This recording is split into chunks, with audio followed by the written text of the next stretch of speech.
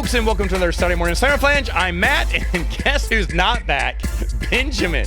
He got back from Canada. He texted me. He said, hey, dude, last week, I'm back. Let's do the stream. Let's do the podcast. Like, yeah, man, can't wait. And then he called me 2 hours prior and said, I can't do it. So here I am again for the next couple of weeks on my own. Totally fine. I had one here. That I told you I used to have a list of podcasts I wanted to do, and I kept that when I moved. And it was on little notes, and I thought I had them all. Just to yesterday or whenever, earlier this week, I was cleaning out one of the drawers. One of the notes fell in one of the drawers. I have other top fives, and I totally forgot about these top fives. And there's some good ones in here. I don't know when Teacher's Day is. Teacher's Day is one of the days of the month. And one of my ideas was to talk about my top 5 teachers. And I'm just going to do it now. I'm just going to do it because I love that I found these old topics from this is like from not decades. This is back in the early days of Samoflange. I wrote down notes after notes after notes of Post-it notes of ideas for top 5s. And I was scratching them off and sometimes rewriting them as we moved along. And I remember I gathered them all together and moved and then found them later on. But one of them had dropped out. I didn't know I had a whole nother set, but found another set of ones. That's so awesome. Maybe I'll find some other ones. It's like finding some hidden treasure there. Finding an old Post-it. I almost threw it away because I didn't know what it was. And I kind of looked down. I was like, what is this? And realized it was more top 5 and good ones too. I like this one talking about my teachers because I had a lot of good teachers back in there. I had a lot of bad teachers. Oh, shoot. I should talk about my worst teachers. Dang, that's what the next one's going to be. I'm going to just say that one. I'm going to talk about, because since it said top 5 teachers, I think it meant good teachers, but bad teachers, where's my pen? I'm looking everywhere for it. It's not here. The girls must have taken it. But anyway, that's so weird. I see the pen top here. I don't know. Lost my pen. But either way, though, I could probably talk about bad teachers too, but today I'm talking about the best teachers I had, and I had to reach out to an old friend of mine who I rarely talk to. It's fun to talk to him just for a little while because I could not remember the guy's name. I remember we used to call him, I don't know if I can say it anymore. They used to call him a name back in the day. Of course, college kids had names for teachers that they didn't like. I liked him fine. A few people didn't like him. His name was Dr. Cross. And I liked him. A lot of people picked on him. And I really don't know how he got this nickname, but he moved away to another college, and now he's retired, I guess, because I can't even see him on the faculty of this college he moved to. But, of course, this was 3 decades ago. So, yeah, of course he's moved on. or 2.5 decades ago. He's probably retired now. But Dr. Cross, I really, really, really enjoyed. Dr. Cross, screaming liberal, was in a government class. I'm obviously conservative, was going against the grain, very liberal classroom. But I will say this about Dr. Cross. He was fair. And I would love to talk to him again because I believe he was very open-minded as a liberal goes. And everyone kind of had a feeling they knew I was conservative just on our little talks in the classroom, our conversations/debates. And I had to do a speech or something, a debate or whatever. I can't remember what it was. I had to present something. And so I talked about, and if anyone doesn't, if you don't already know, I'm very independent. I don't think on the lines of Republican, Democrat. That doesn't make me a better person. It's just that's just the way I think. I think a lot of people say, I'm independent. They think they're better than Democrats and Republicans because I don't follow one party. No, I do follow one party. They're not that big of a party. Either way, though, my dad always raised us to say, hey, just vote for whoever you think is best, even if they won't win, because he voted for a lot of independents back in the day. And back in the day, Dad was always voting for people we never heard of. And I have voted the same way. Very rarely have I voted, Republican or Democrat, though at times I have. Yes, even Democrat. When I think the person matches up well against the other candidates. There's despicable Democrats, there's despicable Republicans, there's despicable independents too. But either way, get off my horse there. Again, it doesn't make me better than anyone else. Doesn't. And being independent doesn't mean you're better than anyone. Just means you follow, lost causes in a way. I don't think they're lost causes. I vote with a clear conscience. Let me see. Either way, I'm not saying if you vote a Republican or Democrat, you're a bad person. No, not at all. You just vote for the person that is your best your fit. But either way, though, Dr. Cross felt that way too, in a way. He did not, even though he didn't agree with me. When I got up, I gave the most triggering wasn't a word back then, but I, on purpose, triggered every liberal out there and told them that I was the most liberal because I believed in liberty and gave my speech. And I mean, it pissed off everyone. And it was meant to. I had the biggest chip on my shoulder back then. A very, I still love to poke the bear every once in a while, but back then I loved to hot poker the bear and stick it and continue to hold it in and twist the hot poker around inside their flesh and watch it sizzle. I was really, really aggressive back then. And so I was welcoming a fight. I gave it with I delivered my speech with smug confidence, watching steam come out of everyone's ears. And then when the time came to debate me, I was tearing them apart because I knew I'd been listening and I'd been prepping, and I was cutting Achilles' heels and that thing. I mean, I was just destroying everyone. Now, Dr. Cross did not agree with me at all. And they all knew that. And they said they were trying to get the professor in on the debate. He went, I'm not here to debate. Y'all are.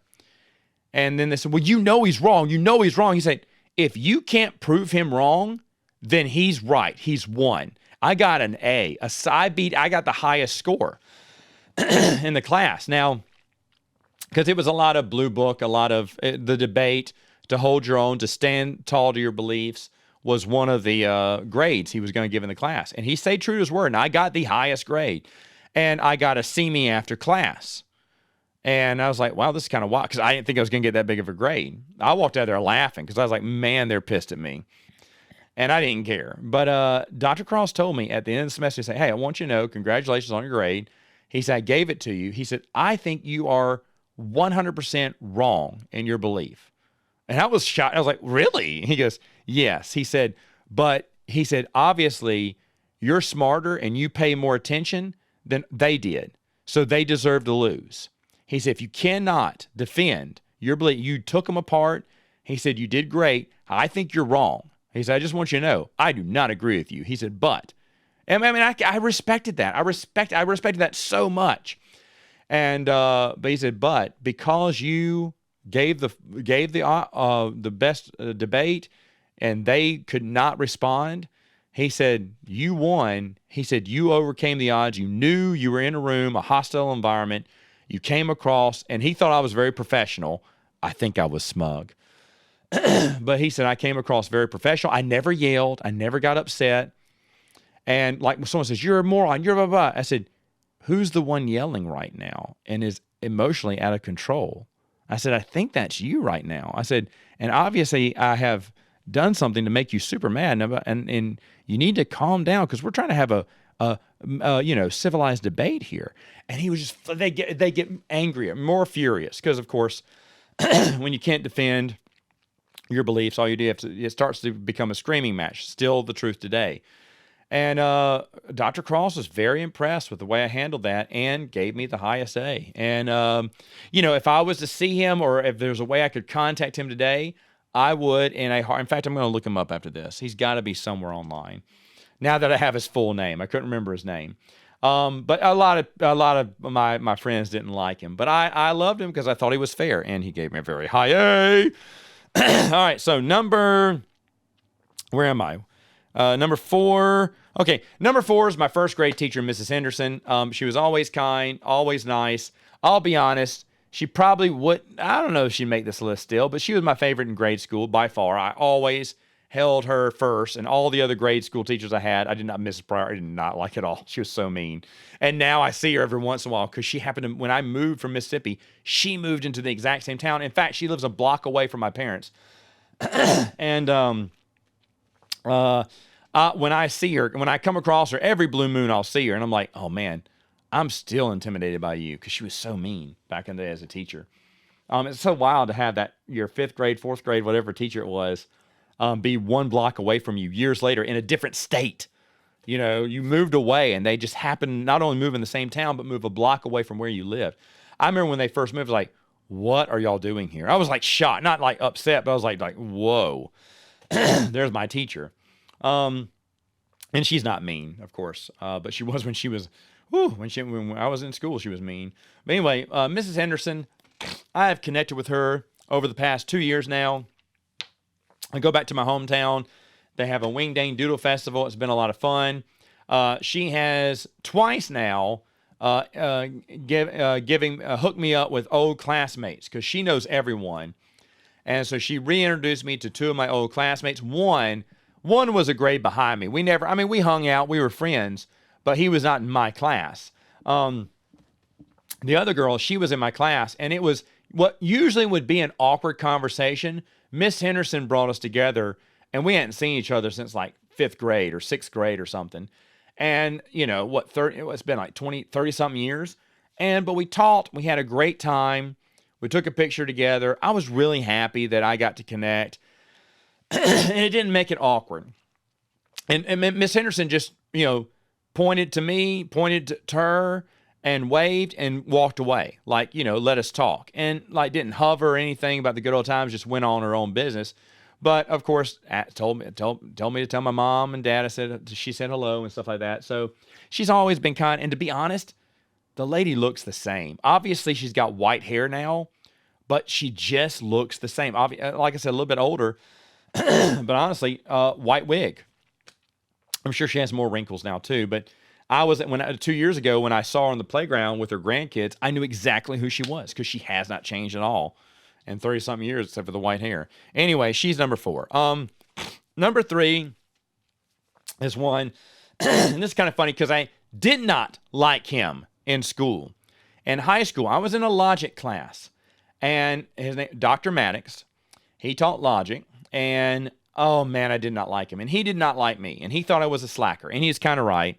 I coasted a lot in school, so I mean, B's and C's get degrees was my motto, and but in logic, I was just really good at it, and I got straight A's, and I mean, I was beating out the two, you know, the students that always get A's, I was beating them out. Well, Dr. Maddox, he didn't know how I was doing it. And I remember one day he was sitting there watching me and just staring me down.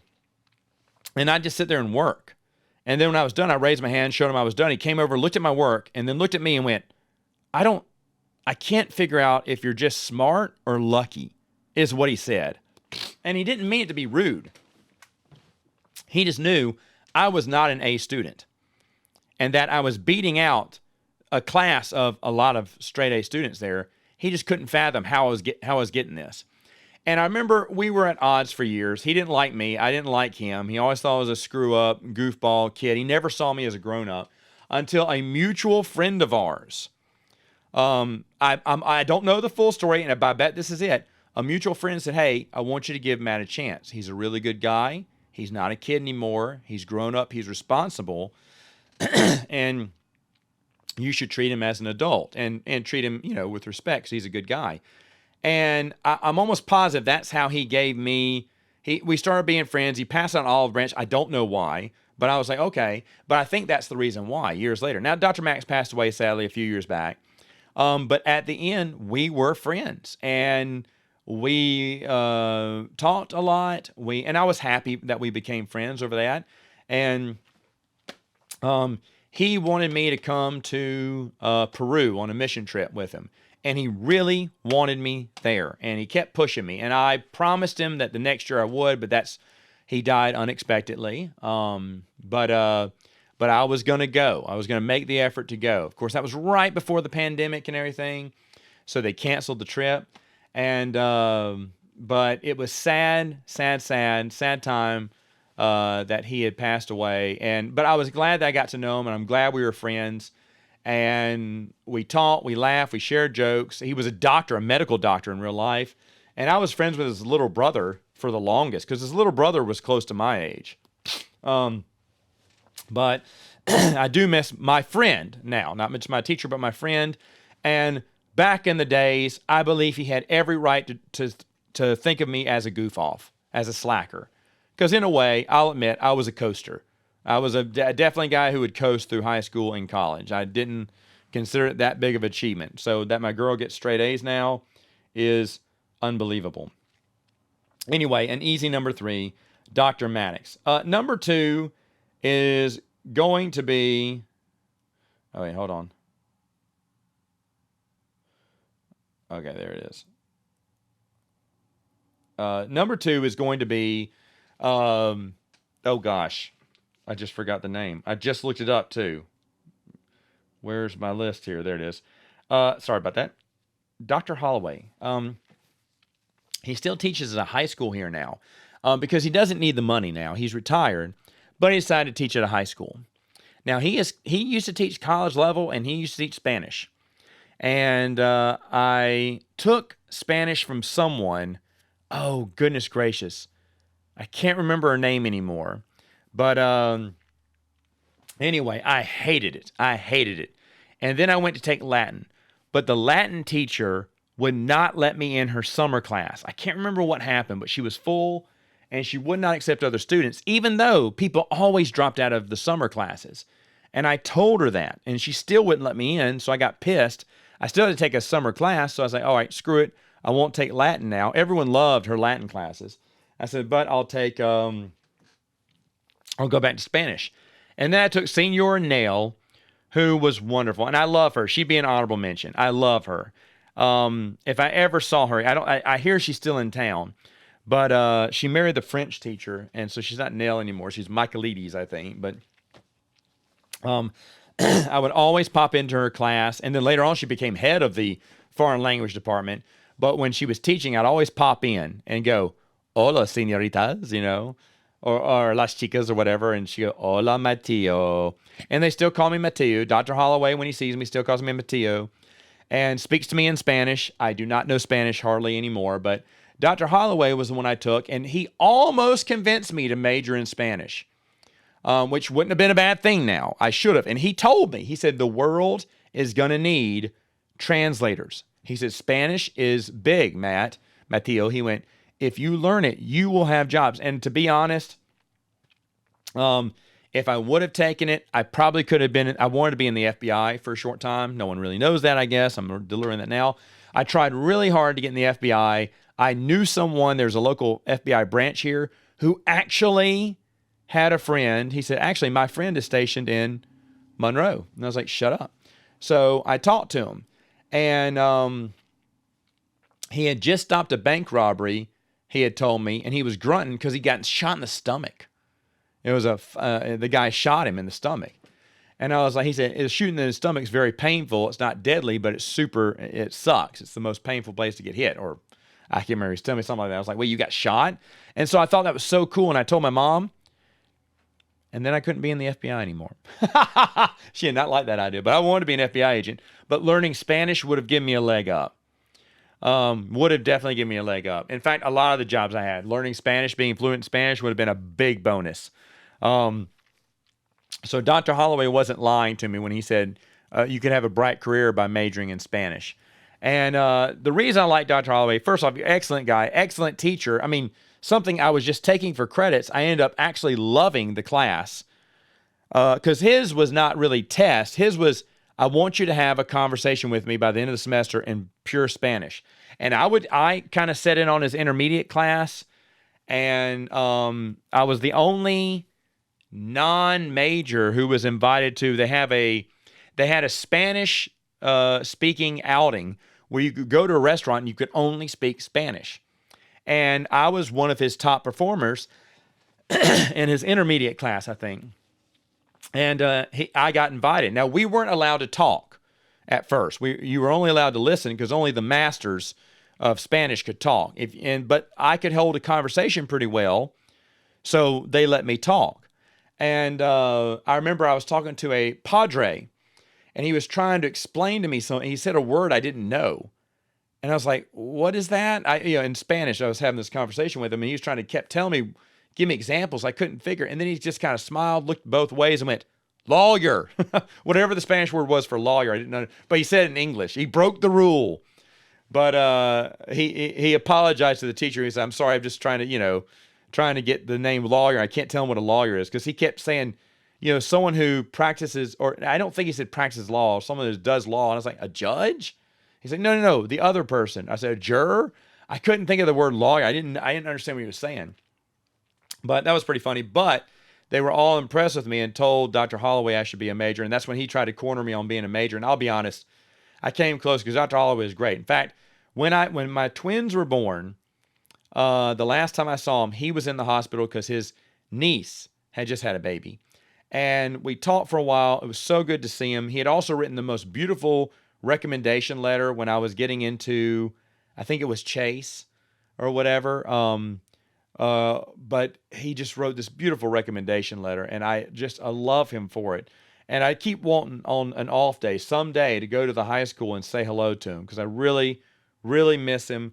And out of all these, he's the only, well, besides Miss Henderson, he might be the only one left alive. I don't know if Dr. Cross is still alive now, because I know my number one isn't alive anymore. And that was Professor, not doctor, but Professor Lewis Bivens.